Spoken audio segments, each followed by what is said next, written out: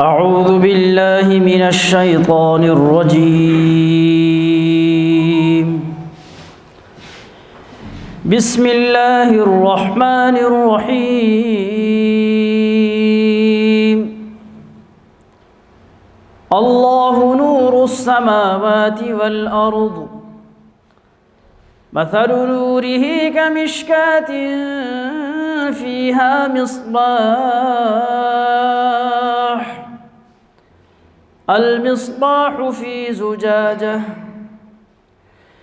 الزجاجة كأنها كوكب دري يوقد من شجرة مباركة زيتونة لا شرقية ولا غربية، يكاد زيتها يضيء ولو لم تمسسه نار، نور على نور، يهدي الله لنوره من يشاء، ويضرب الله الأمثال للناس، والله بكل شيء عليم. في بيوت أذن الله أن ترفع ويذكر فيها اسمه يسبح له فيها بالغدو والآصال، رجال لا تلهيهم تجارة ولا بيع عن ذكر الله وإقام الصلاة وإيتاء الزكاة، يخافون يوما تتقلب فيه القلوب والأبصار، يخافون يوما تتقلب فيه القلوب والأبصار، والله بكل شيء عليم. صدق الله العظيم. الحمد للہ رب العالمین والعاقبۃ للمتقین والصلاة والسلام علی سید الانبیاء والمرسلین محمد وعلی آلہ واصحابہ وازواجہ وذریاتہ واہل بیتہ اجمعین، اما بعد فاعوذ باللہ من الشیطان الرجیم، بسم اللہ الرحمن الرحیم. هو الذی ارسل رسولہ بالہدی ودین الحق لیظہرہ علی الدین کلہ وَلَوْ كَرِهَ الْمُشْرِكُونَ. صدق اللہ العلی العظیم. روا ابو ہریرہ رضی اللہ تعالیٰ عنہ قال كنت جالسا في ليلة المقمرة فنظرت إلى بدر ثم نظرت إلى وجه محمد صلی اللہ علیہ وسلم فوالله لوجه محمد اوضع من وجه البدر اب القمر او کما قال علیہ الصلاۃ والسلام. نبی اکرم صلی اللہ علیہ وسلم کی ذات اقدس، آپ کی ذات گرامی اور آپ کی سیرت مبارکہ، سیرت طیبہ پر بات کرنا سب سے زیادہ مشکل ہے، اور اس کی وجہ یہ ہے کہ نبی اکرم صلی اللہ علیہ وسلم ہی ہمارے رول ماڈل ہیں، اور انہی کے نشانات منزل، انہی کے نشانات منزل اور نقش قدم پر چل کر ہمیں اللہ رب العالمین کو پانا ہے. تو اللہ کے نبی صلی اللہ علیہ وسلم کے کردار کے کسی ایک پہلو سے آشنا ہو کر، اس کو جان کر، اس سے واقف ہو کر، اس کے عالم بن کر، اس کے بعد بھی اس سے روگردانی کی جائے تو نبی اکرم صلی اللہ علیہ وسلم کو کیسے ہم بروز محشر ان سے ملاقات ہوگی، ان سے بات ہوگی. یہ ایک بڑا مشکل کام ہے کہ آپ سیرت کو جان کر بھی ہم سیرت سے بہت پیچھے رہ جائیں، اس پر عمل کرنے کے لیے آمادہ نہ ہو، تو بڑا مشکل ہے. لیکن صرف اس لیے اللہ کے نبی صلی اللہ علیہ وسلم کی سیرت کو جانتے اور پڑھتے ہیں کہ یہی ہمارے لیے تذکیر ہے، یہی ہمارے لیے یاد دہانی ہے، یہی ہمارے لیے دکھوں کا مداوا ہے. ان پریشان کن حالات کے اندر جہاں انسان اپنی گتھیاں سلجھا رہا ہے، الجھا ہوا ہے مختلف چیزوں میں، اور یہ دنیا کی رنگینیاں ہے جس کو اپنی طرف کھینچ رہی ہے، اس کو اپنے لپیٹ میں لے رہی ہے۔ ایسے میں اللہ کے نبی صلی اللہ علیہ وسلم کی سیرت کا ایک پہلو، کوئی ایک واقعہ، کوئی ایک بات، آپ کی کوئی ایک حدیث جب اس کو پڑھتے ہیں تو ایک سکینت سا محسوس ہوتا ہے، ایک طمانینت قلبی اللہ رب العالمین کی طرف سے حاصل ہوتی ہے، ایک آسرا ملتا ہے، ایک سہارا محسوس ہوتا ہے۔ اور جب ہم اپنی محفل، اپنی مجلس یا اپنی بات، اپنی گفتگو، اپنی تقریر یا تحریر کا موضوع اللہ کے نبی صلی اللہ علیہ وسلم کو بناتے ہیں، ٹھہراتے ہیں، تو وہ عربی کے ایک شاعر ہے، ان کا شعر ہے کہ ما مدحت محمدا بمقالتی ولکن مدحت مقالتی بمحمد، کہ میں اپنے مقالے کے ذریعے، اپنی تحریر اور تقریر کے ذریعے، اپنے کلام کے ذریعے محمد صلی اللہ علیہ وسلم کی تعریف نہیں کر سکتا۔ ہاں، میں محمد صلی اللہ علیہ وسلم کو اپنے مقالے کا، اپنی تحریر اور تقریر کا عنوان بنا کر اپنے اس تحریر اور مقالے کو جاندار بنا دیتا ہوں، اس کا وزن بنا دیتا ہوں۔ تو اللہ کے نبی صلی اللہ علیہ وسلم کی ذات ہماری ضرورت ہے۔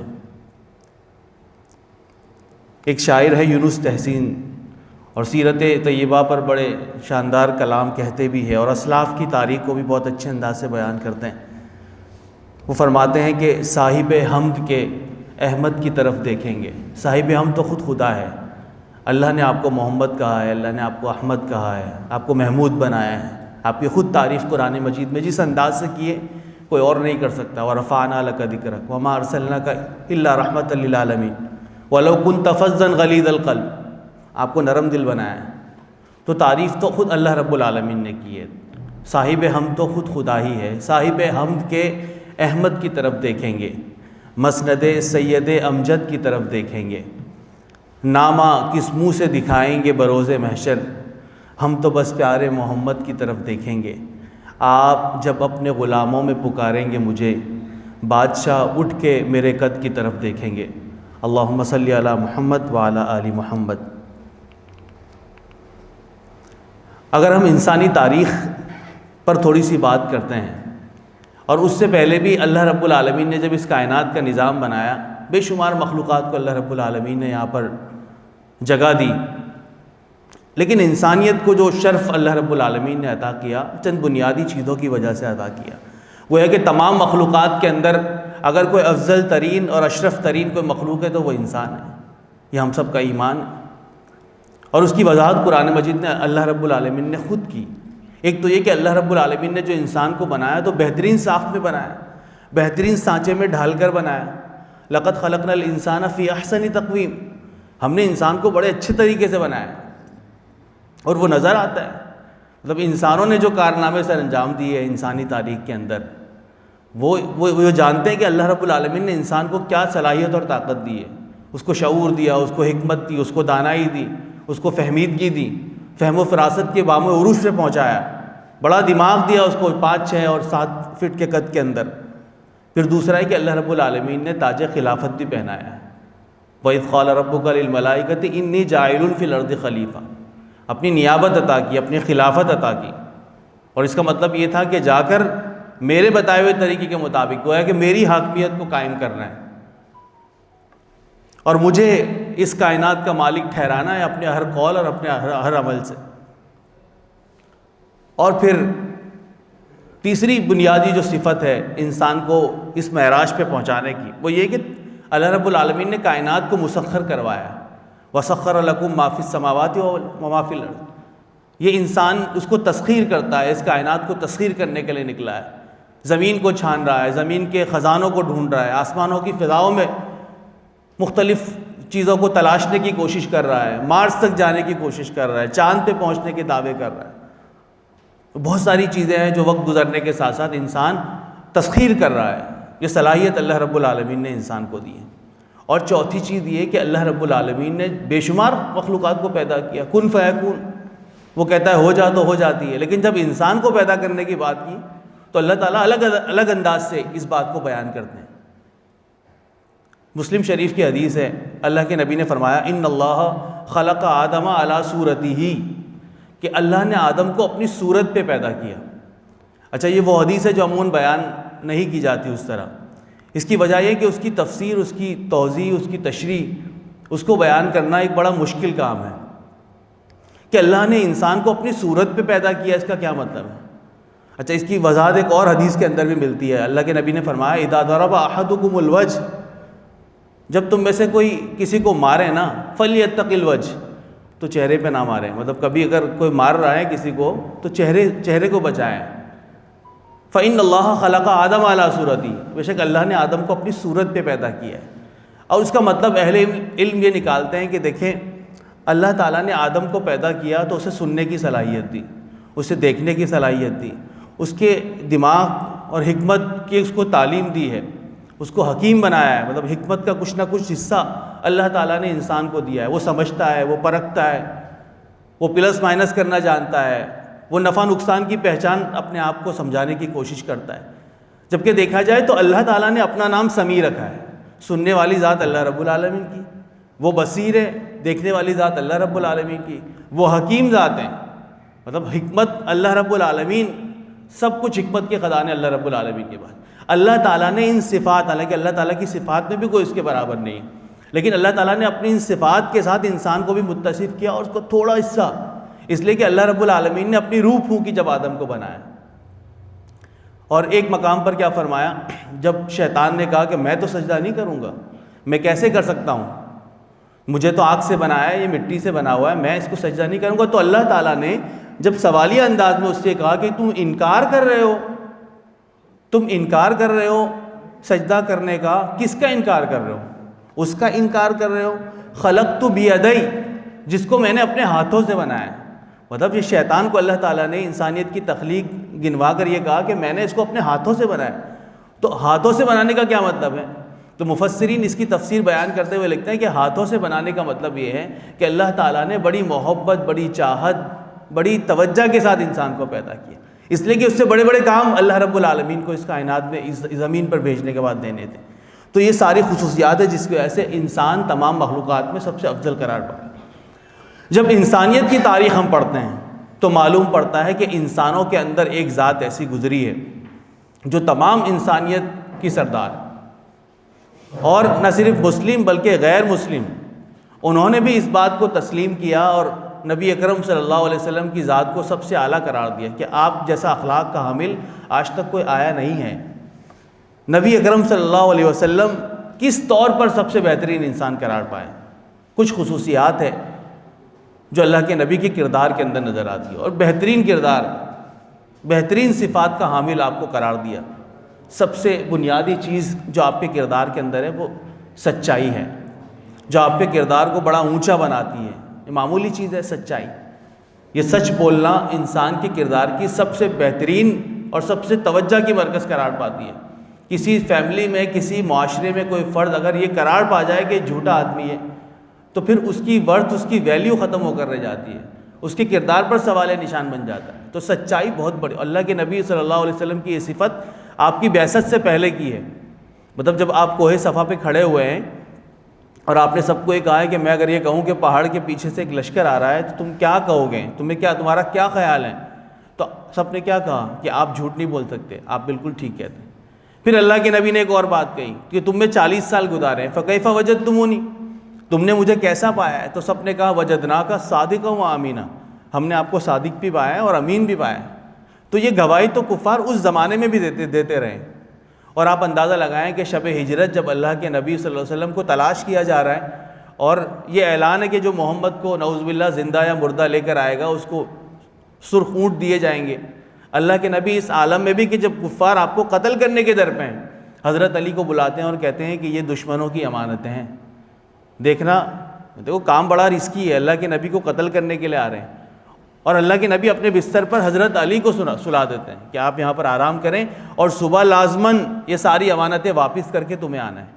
یہ ہے سچائی. ان کی جگہ کوئی اور ہوتا تو کہتا میرے قتل کے در پہ سارے لوگ ہیں اور میں ان کی امانتیں واپس کروں، یہ بہت بڑا کام ہے. تو اللہ کے نبی کی یہ خصوصیت موجود ہے.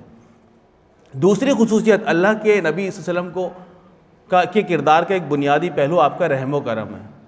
جیسے میں نے شروع میں پڑھا کہ اللہ کے نبی صلی اللہ علیہ وسلم کے بارے میں اللہ تعالیٰ فرماتے ہیں کہ اے محمد وَلَوْ كُنْتَ فَظًّا غَلِيظَ الْقَلْبِ، کہ اگر آپ سخت دل ہوتے، آپ کے اندر رحم نہ ہوتا، آپ سخت گیر ہوتے، تو یہ جتنے لوگ تمہارے ارد گرد جمع ہوئے ہیں جو تم پہ ایمان لائے ہیں یہ سارے چھٹ جاتے ہیں. یہ کوئی بھی تم پہ ایمان نہ لاتا. یہ تمہارا رحم و کرم ہے, یہ تمہاری شخصیت کی نرمی ہے, یہ رحم و کرم ہے آپ کا, یہ عفو درگزر ہے آپ کا کہ لوگ آپ سے جڑتے ہیں, آپ پر ایمان لاتے ہیں, آپ کو قبول کرتے ہیں. اور بے شمار مثالیں, طائف کا واقعہ ہم پڑھتے ہیں تو اللہ کے نبی نے تو معاف کر دیا سب کو. فرشتے موجود تھے, چاہتے تو اشارہ کرتے, بستی ختم ہو جاتی, لیکن کہا نہیں, میں اس کے لیے نہیں آیا ہوں. مجھے اللہ تعالیٰ نے اس لیے نبی بنا کر نہیں بھیجا کہ میں لوگوں کی زندگیوں کا خاتمہ کروں. فتح مکہ کے دن ہم پڑھتے ہیں, سارے دشمن سامنے کھڑے ہیں جنہوں نے پچھلے, آپ اندازہ لگا لیں کہ 13 سال مکہ کے اور 8 سال مدینہ کے, 8 ہجری میں مکہ فتح ہوا, تو 21 سال لوگوں نے ستایا ہے, جنگیں لڑی ہے, اپنوں کو قتل کیا ہے اور بے دردی سے قتل کیا ہے. وہ سارے سامنے کھڑے ہیں اور آپ کیا فرما رہے ہیں؟ اذهبوا فانتم الطلقاء, کہ جاؤ تم سب کے سب آزاد ہو. کہنے میں بڑی چھوٹی 2 لفظ ہے, لیکن یہ بہت بڑا معاملہ ہے. تو سامنے سردار بھی حیران رہ گئے کہ یہ کیسی بات ہے کہ ہمیں معاف کر دیا گیا ہے. تو ایک بڑی تعداد ایسی ہے جو اس وقت ایمان لے آتی ہے. جبکہ ہم تاریخ پڑھتے ہیں نا, انسانیت کی تاریخ کیا کہتی ہے؟ انسانیت کی تاریخ وہی کہتی ہے جو ملکہ سبا نے کہا تھا.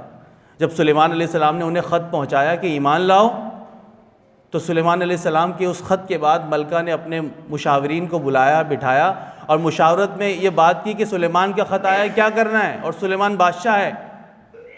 تو ملکہ سبا نے جو بات کی تھی, کیا کہا تھا؟ قالت ان الملوک اذا دخلت قریۃ افسدوها, کہ دیکھو بادشاہوں کا طریقہ یہ رہا ہے کہ جب وہ کسی قوم کے اوپر آتے ہیں نا, اس کو بگاڑ کر رکھ دیتے ہیں, پھر وہ آئیں گے تو سب کچھ ختم کر دیں گے.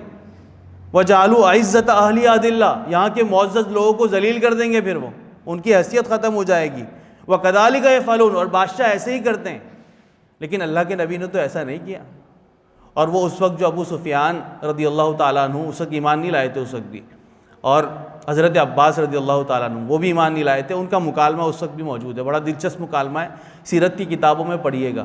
تو اس وقت ایک نے کہا کہ ارے تو سلطان بن گیا تمہارا بھتیجا.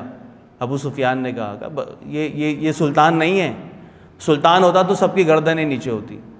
یہ سلطان نہیں ہے, یہ کوئی خاص بات ہے جو مجھے نظر آ رہی ہے. تو اللہ کے نبی کی ذات کے اندر رحم و کرم موجود ہے, مساوات. اب دیکھیں یہ ساری چیزیں وہ ہیں جو انسانی معاشرے سے تعلق رکھتی ہے, نہ صرف انفرادی حیثیت میں بلکہ اجتماعی حیثیت کے اندر.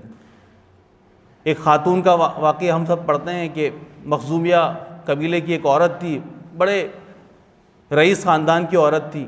تو اس سے کوئی غلطی ہو گئی, چوری کا معاملہ ہوا, تو کہا کہ یار رسول اللہ سے سفارش کرتے ہیں کہ بڑے خاندان کی عورت ہے, اس کو معاف کر دیا جائے, کچھ لے دے کے بات ہو جائے. تو یہ بات کرے گا کون؟ کسی میں اتنی ہمت نہیں ہے کہ یہ بات کی جائے. تو اسامہ بن زید رضی اللہ تعالیٰ عنہ بڑے چہیتے تھے اللہ کے نبی کے. اسامہ سے کہا کہ اسامہ تم جاؤ اور بات کرو. اسامہ آتے ہیں اور کہتے ہیں کہ اے اللہ کے نبی, بڑے خاندان کی عورت ہے, غلطی ہو گئی ہے, اگر آپ معاف کر دیں اسے. تو اللہ کے نبی نے ایک جملہ ارشاد فرمایا, بخاری شریف کی روایت ہے, فرمایا لو ان فاطمہ بنت محمد, کہ اگر فاطمہ بنت محمد بھی سرقت لقطعت یدہا, اگر فاطمہ بنت محمد بھی چوری کرتی میں اس کے ہاتھ کاٹتا. تم کیا بات کر رہے ہو؟ میں مساوات کے لیے آیا ہوں, میں برابری کے لیے آیا ہوں, میں عدل اور اعتدال کے لیے آیا ہوں. اور فاطمہ بنت محمد کا حوالہ اس لیے دیا کہ اس سے بڑھ کر رشتہ تو کوئی نہیں تھا, ایک باپ اور بیٹی کا رشتہ, اس سے بڑھ کر رشتہ تو کوئی نہیں ہے. وہاں یہ حوالہ دیا اللہ کے نبی صلی اللہ علیہ وسلم نے. اور حجۃ الوداع کے موقع پر جب آپ جا رہے ہیں اس دنیا سے, اور اب جاتے ہوئے بنیادی باتیں بتا کر آپ کو جانا ہے. اللہ کے نبی کیا کر رہے ہیں؟ الناس بنو آدم, دیکھو تم سب آدم کی اولاد ہو. وآدم خلق من تراب, اور آدم کو مٹی سے پیدا کیا ہے. لا فضل لعجمی علی عربی ولا لعربی علی عجمی ولا لاسود علی احمر ولا لاحمر علی اسود الا بالتقوی. اور کسی عربی کو اجمی پر, اجمی کو عربی پر, کالے کو گورے پر, گورے کو کوئی فضیلت نہیں ہے. ہاں فوقیت اور فضیلت ہے تو اللہ رب العالمین کی ہاں تقوی کی بنیاد پر ہے. یہ وضاحت کے ساتھ اللہ کے نبی اس دنیا سے کہہ کر جا رہے ہیں. گویا کہ اللہ رب العالمین کے پیارے حبیب صلی اللہ علیہ وسلم نے اس 23 سال کے اندر اس جاہل قوم کو, مطلب آپ عرب کے اس معاشرے کو دیکھ لیں, اللہ کے نبی کی بعثت سے پہلے کیا برائی نہیں تھی ان کے اندر, کیا خرابی نہیں تھی ان کے اندر, کس فساد میں ملوث نہیں تھے وہ لوگ. قتل و غارت گری, چھوٹی چھوٹی باتوں پہ 40 سال حرب فجار ہمارے سامنے, وہ لڑائی کر رہے ہیں چھوٹی چھوٹی باتوں پہ. فلاں کے جانور نے فلاں کے چارے کو کھا لیا ہے, اس کی کھیتی میں گھس گیا ہے, تو کئی سال تک لڑائی ہو رہی. شراب ایسے پی جا رہی جیسے ہم پانی پیتے ہیں. بیٹیوں کو زندہ درگور کر دیا جاتا ہے، اتنا بڑا جرم۔ اگر کوئی مذہبی آدمی ہے اور عبادت کر رہا ہے تو برہنہ ہو کر خانہ کعبہ کا طواف کر رہا ہے۔ اس جہالت، مطلب جہالت کی تعریف اگر کوئی بتانا چاہے تو عرب کے اس معاشرے کی تصویر اور عکاسی کر سکتا ہے کہ یہ ہے، اس کو کہتے ہیں جہالت۔ اللہ کے نبی نے اس معاشرے کو تبدیل کر دیا، مطلب اس جاہل عرب معاشرے کو مہذب معاشرہ بنا دیا، مربی معاشرہ بنا دیا۔ وہی لوگ جو کل تک وحشی قرار پائے تھے، جن کے بارے میں کہا جاتا تھا کہ یہ لوگ سنتے سمجھتے نہیں ہیں، یہ ان کے پاس دماغ اس طرح نہیں ہے، یہ مرنے مارنے والے لوگ ہیں، یہ لڑنے والے لوگ ہیں، یہ غیرت مند لوگ ہیں، یہ قبائلی عصبیت میں ڈوبے ہوئے لوگ ہیں، یہ تعصب پسند لوگ ہیں، یہ اپنے خاندان اور قبیلے کے لیے مرنا مٹنا جانتے ہیں۔ ایسے معاشرے کو مہذب بنا دیا، مربی بنا دیا، لیڈر پیدا کر دیا اللہ کے نبی صلی اللہ علیہ وسلم۔ وہیں سے قیادت نکلی جس نے پوری دنیا پر اسلام کا جھنڈا لہرایا۔ اور میں اور آج اگر آپ اللہ رب العالمین کے ماننے والے ہیں تو انہی اس عرب معاشرے سے نکلے ہوئے اس قیادت کی سرپرستی میں چلنے والے لشکروں کی برکت سے آج ہم سب مسلمان ہیں۔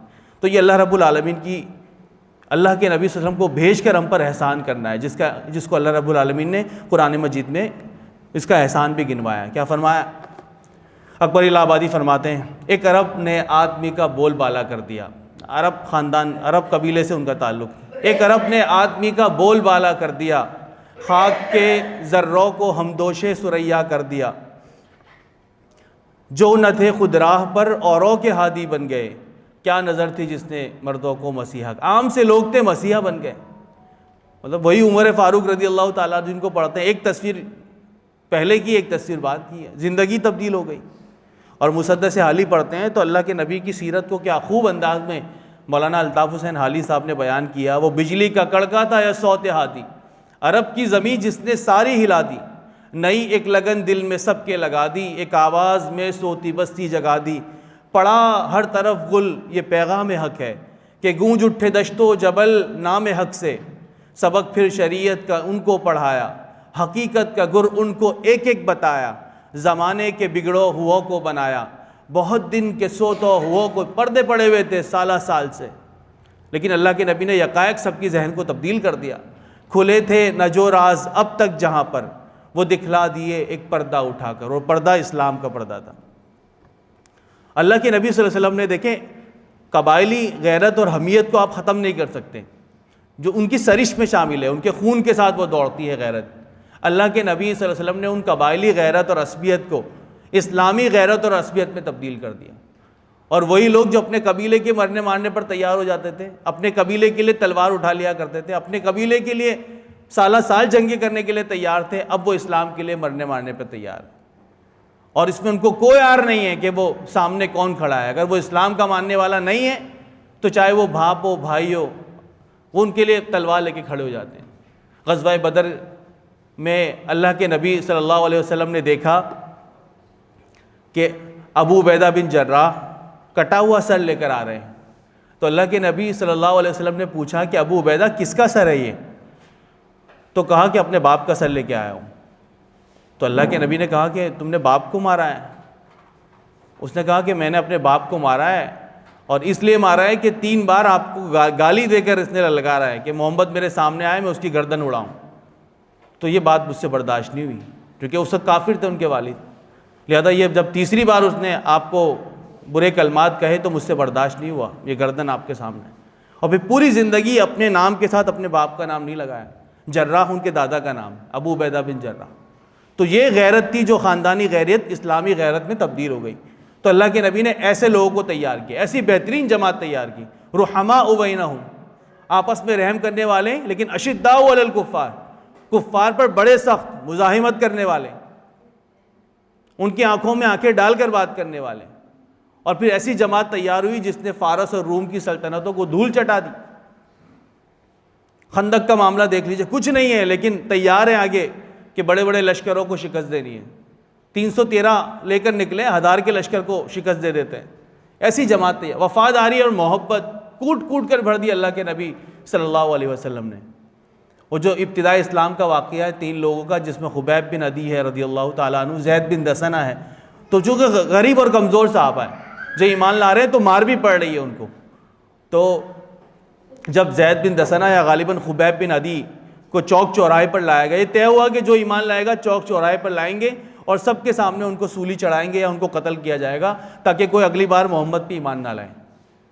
تو خبیب بن عدی کو جب لایا گیا تو ابو سفیان جو اس وقت تو ایمان نہیں لائے تھے, ابو سفیان رضی اللہ تعالیٰ عنہ نے ان سے کہا کہ اے خبیب, تم یہ تصور کر لو کہ تمہاری جگہ پر محمد ہو اور تم اپنے گھر والوں کے ساتھ بیٹھے ہو, تم صرف یہ امیجینیشن, صرف یہ تصور کر لو, ہم تمہیں چھوڑ دیں گے. تو خبیب بن عدی کیا کہہ رہے ہیں کہ اے ابو سفیان, تم بہت بڑی بات کہہ رہے ہو کہ میں یہ تصور کر لوں کہ میں اپنے گھر والوں کے ساتھ ہوں اور میری جگہ یہاں پر محمد کھڑے ہو, یہ بہت بڑی بات ہے. میں تو یہ برداشت نہیں کرتا کہ میں اپنے گھر والوں کے ساتھ ہوں اور محمد صلی اللہ علیہ وسلم کے پاؤں میں کانٹا بھی جھک جائے. تو وہاں پر ابو سفیان نے ایک جملہ کہا جو آج بھی تاریخ کی کتابوں میں, آپ نے کیا کہا, دیکھو ابو سفیان اس وقت مطلب جب تک ایمان نہیں لائے فتح مکہ 21 سال تک, جب 19 سال تک جتنے بھی سال ہیں, اس وقت تک کفار کو لیڈ کیا ہے اور اس سے پہلے بھی سارے تجارتی قافلوں کو لے کے نکلے ہیں. دنیا دیکھی ہے, جہاں دیدہ آدمی ہے, ہر ایک افراد کو پہچاننے والے ہیں.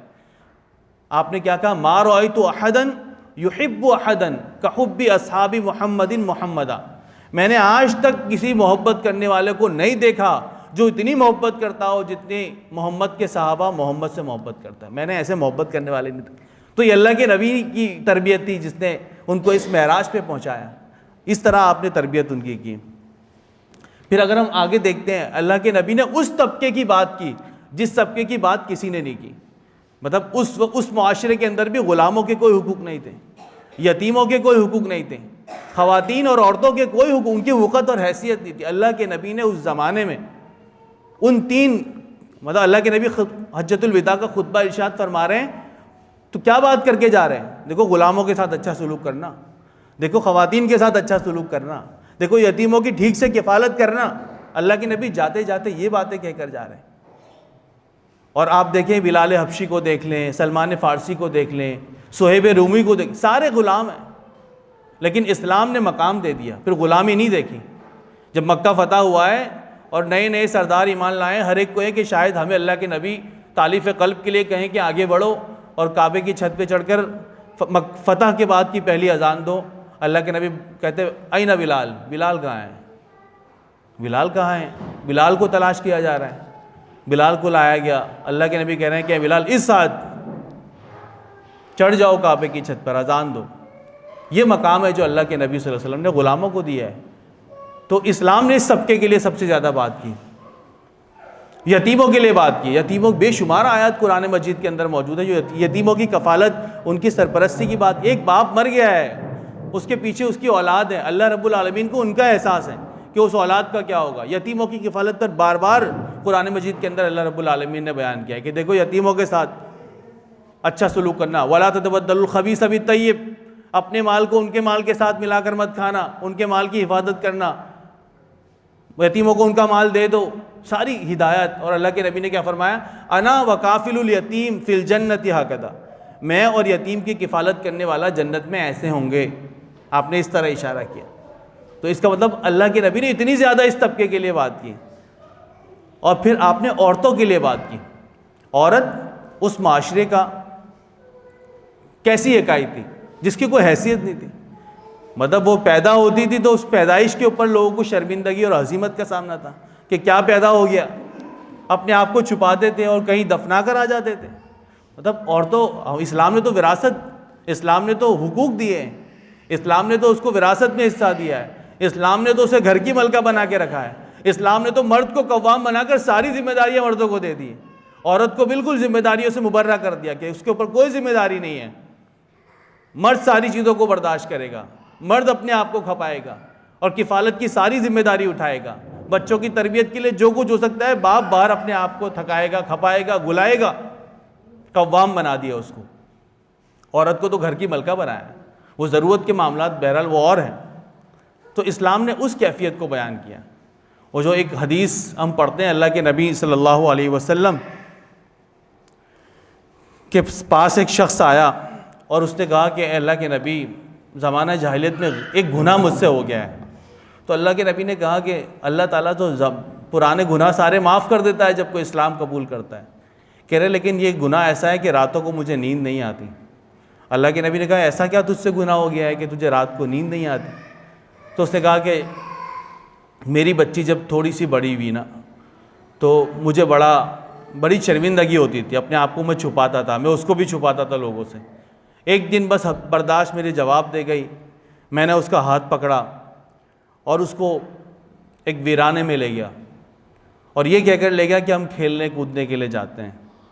جب میں اس کو لے گیا ایک مقام پر میں نے ایک کنویں کو دیکھا، میں اس کو کنویں کے پاس لے کر گیا، اس کو کچھ دکھانے کی لالچ میں اس کو اوپر کیا، میں نے اس کو دھکا دے دیا اس کنویں کے۔ وہ چیختی رہی اے ابا کیا کر رہے ہیں آپ، لیکن میں نے اس کی چیخ پر مجھے کوئی بھی ذرا بھی وہ نہیں ہوا، کوئی رحم دلی نہیں آئی اس پر، میں نے اپنا کام کر دیا۔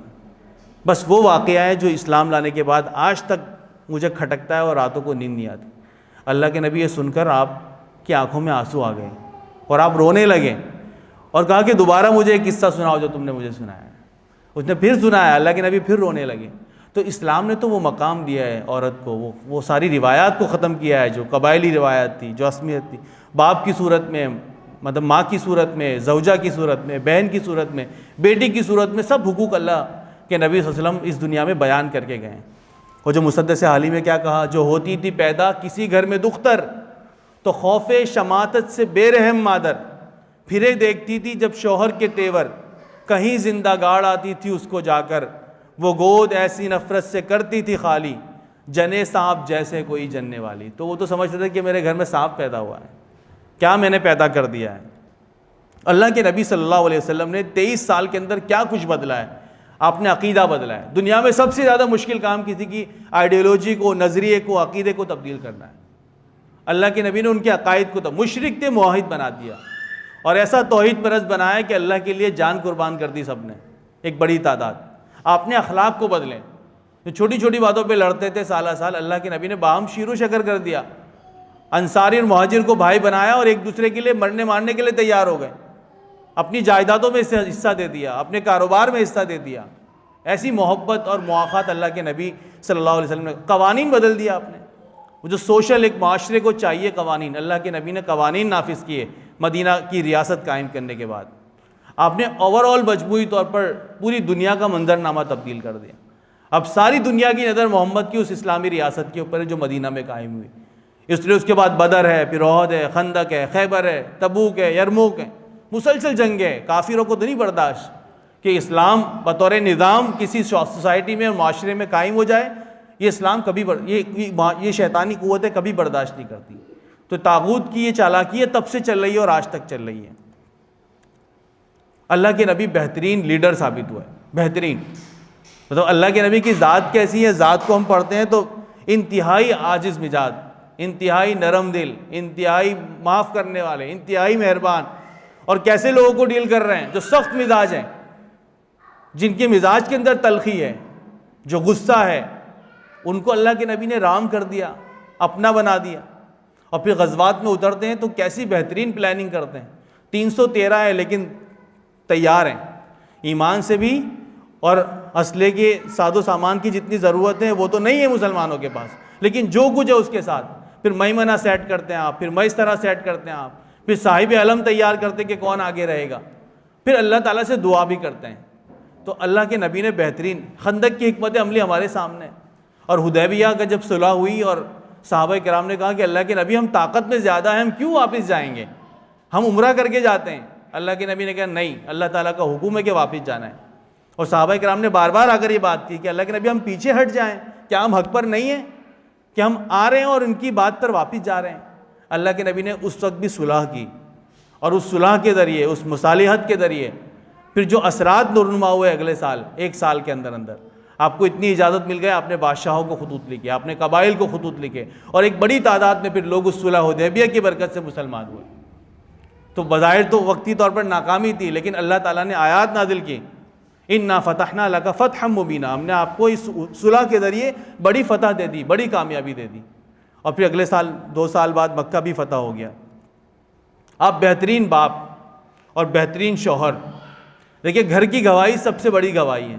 اگر کسی کے کردار کی گواہی اس کے گھر والے دے رہے ہیں، اس لیے کہ آدمی باہر تو اپنے آپ کو ذرا مرتب کر کے نظم و ضبط کے ساتھ تھوڑا سا بنا کے اپنے آپ کو بناوٹی اور تصنع کے ساتھ اپنے آپ کو رکھتا ہے معاشرے کے اندر، لیکن گھر میں گھر والے بہتر جانتے ہیں کہ اس کا مزاج کیسا ہے، اس کا بیہیویئر کیسا ہے، اس کا ایٹیٹیوڈ کیسا ہے، اس کا رکھ رکھاؤ کیسا ہے، یہ برداشت کی اس کی حد کتنی ہے، وہ غصہ کرتا ہے نہیں کرتا، وہ معاف کرتا ہے نہیں کرتا، وہ خیال کرتا ہے نہیں کرتا، وہ میٹھے انداز سے بات کرتا ہے نہیں کرتا۔ حضرت خدیجہ نے اس زمانے میں جب آغاز وحی تھی، پہلی وحی نازل ہوئی اور اللہ کے نبی پریشان ہوئے، اس وقت اللہ کے نبی کو کیا کہا، اے میرے سرتاج، خدا کی قسم خدا کبھی آپ کو غمگین نہیں کرے گا۔ اور کیوں نہیں کرے گا؟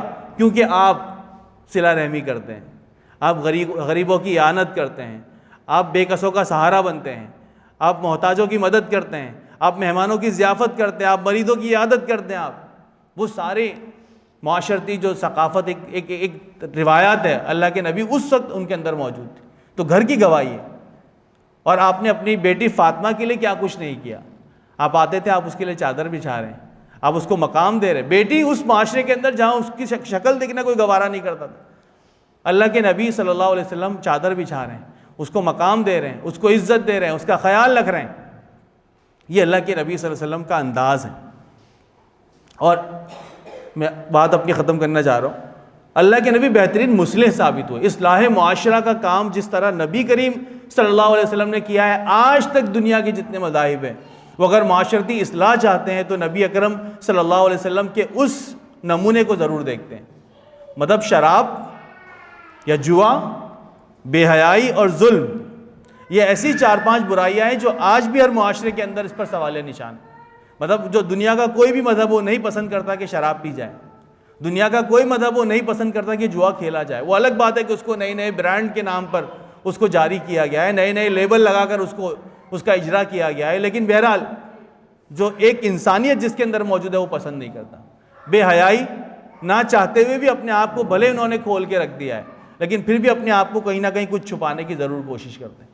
ظلم کا نظام کسی طور پر بھی کسی معاشرے میں قبول نہیں ہے۔ اللہ کے نبی نے اس دور کے اندر ان ساری چیزوں کو ختم کروایا۔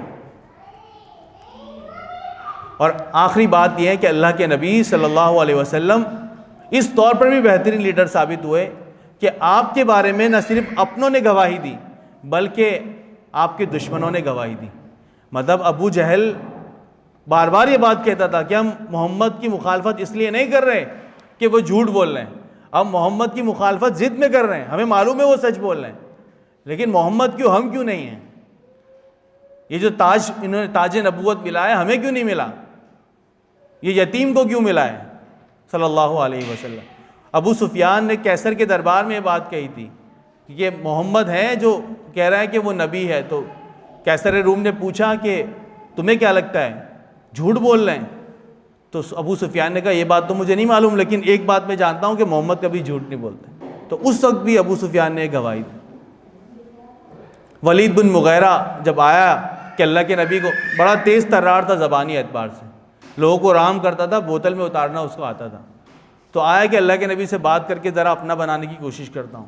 وہ آیا ہے، اللہ کے نبی صلی اللہ علیہ وسلم قرآن مجید کی آیات تلاوت کر رہے، وہیں ٹھہر گیا ہے۔ جس انداز سے اللہ کے نبی پڑھ رہے ہیں گویا اللہ تعالیٰ سے باتیں کر رہے ہیں، وہ جب پلٹ کے واپس آیا ہے تو جب واپس آ رہا تھا ساتھیوں نے کہا کہ وہ ولید نہیں ہے جو ابھی گیا ہے، یہ تبدیل ہو کر آ رہا ہے۔ اور اس کے بعد اس نے کہا کہ محمد کی زبان میں ایسی مٹھاس ہے کہ کوئی اس کا مقابلہ نہیں کر سکتا، تم جتنا کچھ کر لو اسے ہرا نہیں سکتے، اسے اپنے کام سے پیچھے نہیں ہٹا سکتے۔ اور ایسا ہی ہوا، ایک روز بالکل تھکے ہارے ہو کر ان کے چچا ابو طالب کے پاس آ گئے کہ اپنے بھتیجے کو سمجھاؤ، یہ روز روز فلاں قبیلہ مسلمان ہو رہا ہے، فلاں شخص ایمان لا رہا ہے، یہ ہم سے برداشت نہیں ہو رہا، یا تو آپ راستے سے ہٹ جائیں پھر ہم دیکھیں گے ان کو، ہم آپ کی شکل دیکھ کے ان کو کچھ نہیں کہہ رہے۔ تو ابو طالب نے محمد صلی اللہ علیہ وسلم کو بلایا اور کہا کہ اے بھتیجے کیوں مجھے پریشان کرتے ہو؟ تمہاری وجہ سے مجھے روز روز ان کا سامنا کرنا پڑتا ہے، انہیں سمجھانا پڑتا ہے، ان کی مخالفت کا سامنا مجھے کرنا پڑتا ہے، تم اس بات سے پھر جاؤ نا۔ یہ لوگ کہہ رہے تمہیں کیا چاہیے؟ مال و دولت چاہیے، دینے کے لیے تیار ہیں۔ عرب قبیلے کی کوئی خاتون چاہیے تو شادی کرا دیں گے، سرداری چاہیے سرداری پہ بٹھا دیں گے، تمہیں کیا چاہیے؟ اللہ کے نبی نے کہا کہ اے چچا، لو وضعت الشمس علی یمینی والقمر علی یساری، کہ خدا کی قسم واللہ اگر یہ میرے ایک ہاتھ پہ سورج اور ایک ہاتھ پہ چاند بھی رکھ دینا، میں اپنے اس دعوت سے باز آنے والا نہیں ہوں۔ ابو طالب نے جب یہ دیکھا کہ بھتیجا تو بالکل ثابت قدم ہے، کہا کہ بھتیجے جاؤ، جب تک میں زندہ ہوں دیکھتا ہوں تمہیں کون ہاتھ لگاتا ہے۔ تو ابو طالب جب تک پھر زندہ رہے، کسی کی ہمت نہیں ہوئی کہ وہ اللہ کے نبی کو آ کر کچھ کہے۔ تو اللہ کے نبی تو اپنے کام کے اندر اس طرح ثابت ہوئے ہیں۔ ایک چھوٹا سا اقتباس ہے سید سلیمان ندوی رحمۃ اللہ علیہ، اور کیا بہترین آپ نے بات کہی ہے۔ آپ کا ایک مضمون ہے سیرت محمدی صلی اللہ علیہ وسلم کی جامعیت، پڑھیے گا کبھی موقع ملے، اسی سے اقتباس ہے۔ فرماتے ہیں اگر دولت مند ہو تو مکے کے تاجر اور بحرین کے خزینہ دار کی تقلید کرو، اگر غریب ہو تو شیب ابی طالب کے قیدی اور مدینے کے مہمان کی کیفیت سنو۔ کس حال میں آئے تھے؟ کچھ بھی نہیں تھا۔ اگر بادشاہ ہو تو سلطان عرب کا حال پڑھو، اگر رعایا ہو تو قریش کے محکوم کو ایک نظر دیکھو، اگر فاتح ہو تو بدر و حنین کے سپہ سالار پہ نگاہ ڈالو، اگر تمہیں شکست کھائی ہے تو مارکہ احد سے عبرت حاصل کرو، اگر تم استاد اور معلم ہو تو صفا کی درسگاہ میں کے معلم قدس کو دیکھو، اگر شاگرد ہو تو روح الامین کے سامنے بیٹھنے والے پر نگاہ جماؤ، اگر واعظ اور ناصح ہو تو مسجد مدینہ کے ممبر پر کھڑے ہونے والے کی باتیں سنو، اگر تم حق کی نصرت کے بعد اپنے دشمنوں کو زیر اور مخالفوں کو کمزور بنا چکے ہو تو فاتح مکہ کا نظارہ کرو، اگر اپنے کاروباری اور دنیاوی جد و جہد کا نظم و نسق درست کرنا چاہتے ہو تو بنی نذیر، خیبر اور فتق کے زمینوں کے مالک کے کاروبار اور نظم و نسق کو دیکھو، اگر یتیم ہو تو عبداللہ اور آمنہ کے جگر گوشے کو نہ بھولو، اگر بچے ہو تو حلیمہ سعدیہ کے لاڈلے بچے کو دیکھو، اگر تم جوان ہو تو مکے کے ایک چرواہے کی سیرت کو پڑھو، اگر سفری کاروبار میں ہو تو بصرہ کے کارواں سالار کی مثالیں ڈھونڈو،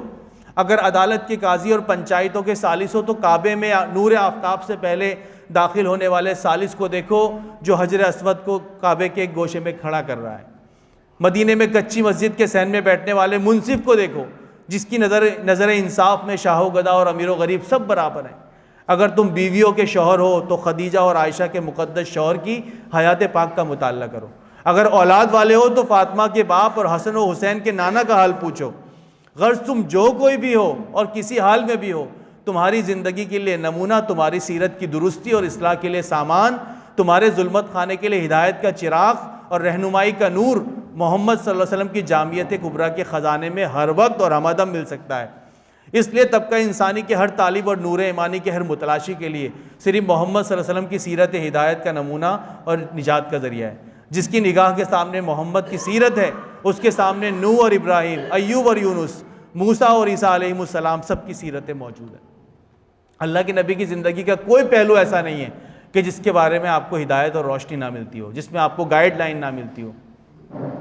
تو آخری بات کر کے اپنی بات ختم کروں گا۔ بہرحال میں نے پہلی بات کہی کہ سیرت کو پڑھنا اور سننا سب سے مشکل اس لیے ہے کہ اللہ کے نبی کی سیرت کو جان کر پھر عمل کرنا بنتا ہے۔ پھر آدمی اللہ کے نبی کے کسی ایک پہلو کو جان لے کہ اللہ کے نبی ہمیشہ سچ بولتے تھے، اور میں اپنی زندگی میں جھوٹ کبھی بولوں تو مجھے احساس رہنا چاہیے کہ تمہیں پتہ نہیں ہے کہ محمد سچ بولتے تھے۔ یہ بات اپنے بچوں کو بھی بتانے کی ضرورت ہے۔ اللہ کے نبی امانت دار تھے، میں کبھی خیانت کر رہا ہوں، بات کی خیانت ہو، مال کی خیانت ہو، وقت کی خیانت ہو، تو مجھے احساس ہو کہ میرا نبی تو کبھی خیانت نہیں کرتا تھا، میرا نبی تو امانت دار تھا، وہ ایماندار تھا۔ کبھی خاندانی معاملات کے اندر میں سختی کا معاملہ کروں، ناراضگی کا اظہار کروں، چیخ چلاؤں چونکہ میں قوام ہوں، تو اللہ کے نبی کی سیرت کو پڑھنا چاہیے کہ اللہ کے نبی اپنے گھر والوں کے ساتھ کیسے ہیں۔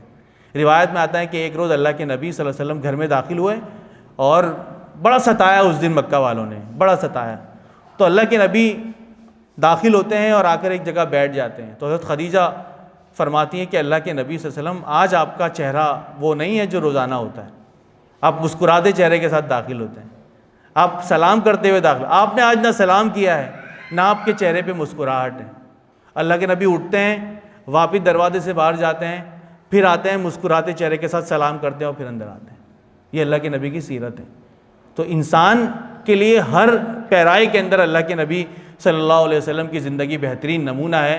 لقد کان لکم فی رسول اللہ اسوۃ حسنہ، اور اللہ کے نبی کی اطاعت اگر ہم کریں گے، کل امتی یدخلون الجنہ الا من ابی، میری امت کا ہر فرد داخل ہوگا جنت میں مگر جس نے انکار کیا۔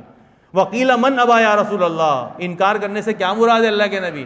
فرمایا من اطاعنی دخل الجنہ، جس نے میری اطاعت کی جنت میں داخل ہوگا، ومن عصانی فقط ابا، جس نے میری نافرمانی کی اس نے میرا انکار کیا، اور جس نے میرا انکار کیا وہ جنت میں داخل نہیں ہوگا۔ تو اللہ تعالیٰ تو بڑا غفور الرحیم ہے. نبی عبادی انی انا الغفور الرحیم، کہ اے محمد میرے بندوں کو بتا دو میں بڑا غفور الرحیم ہوں، میں معاف کر دوں گا سب کو. لیکن ساتھ میں یہ بھی کہا وَإِنَّ عَذَابِي، لیکن اس کے ساتھ ہی متصل آیت ہے، لیکن میرا عذاب بڑا دردناک ہے یہ بھی بتا دو. تو اللہ تعالیٰ نے بہت اعتدال کے ساتھ مسلمانوں کو پوری گائیڈ لائن دی ہے. تو سیرت مصطفیٰ صلی اللہ علیہ وسلم کے ویسے تو بے شمار پہلو ہے اور ایک نشست میں سب کا احاطہ ہو ہی نہیں سکتا. لیکن بہرحال جو کچھ بھی یہاں پڑھا ہے سنا ہے، اللہ تعالیٰ سے دعا کرتے ہیں کہ سب سے پہلے اللہ تعالیٰ مجھے ان ساری باتوں کو یاد رکھنے کی، اس لیے کہ اللہ کے نبی کی سیرت کو بھلانا بھی مناسب نہیں ہے. وہ ہمارے محبوب ہیں اور محبوب سے واسطہ اور تعلق مضبوط سے مضبوط تر ہونا چاہیے. محبوب کی ہر ادا عاشق پسند کرتا ہے، اس جیسا بننے کی کوشش کرتا ہے اور اس کا ہونے کی وہ کوشش کرتا ہے، چاہتا میرا محبوب مجھ سے راضی ہو جائے، میرا محبوب مجھ سے خوش ہو جائے.